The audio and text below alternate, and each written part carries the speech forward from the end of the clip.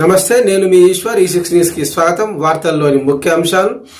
ఖరీఫ్ సీజన్లో తెలంగాణ రాష్ట్రంలో యూరియాకు గరిష్టంగా డిమాండ్ ఉంటుందంటూ కేంద్ర మంత్రి జేపీ నడ్డాకు తెలంగాణ ముఖ్యమంత్రి రేవంత్ విజ్ఞప్తి చేశారు.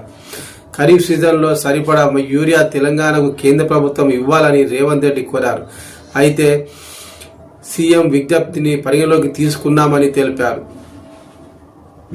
తెలంగాణ రైతుల డిమాండ్ ని నెరవేర్చే దిశగా అధికారులకు ఆదేశాలు జారీ చేశారు కేంద్ర మంత్రి జేపీ నడ్డా.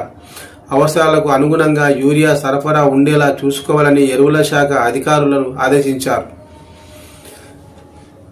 ఇవాళ ఢిల్లీలో జేపీ నడ్డా మీడియాతో మాట్లాడారు. రసాయనాల ఎరువులు అధికంగా వాడడంతో భూమిలోని సారం తగ్గిపోతుందని ముఖ్యమంత్రి కేంద్ర మంత్రి జేపీ నడ్డా సూచించారు. గతంలో పోలిస్తే ఈ సంవత్సరం ఇప్పటి వరకు 12.4% అదనపు వినియోగం జరిగిందని చెప్పుకొచ్చారు.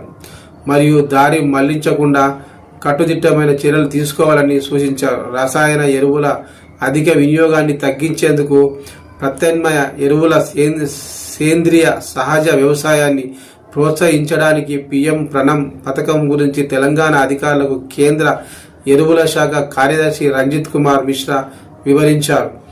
రాష్ట్రంలోని వివిధ జిల్లాల మధ్య ఎరువుల సమన్వయాన్ని చేస్తూ రైతులకు అందుబాటులో ఉండే విధంగా చూసుకోవాలని అధికారులకు కేంద్ర మంత్రి జేపీ నడ్డా ఆదేశించారు.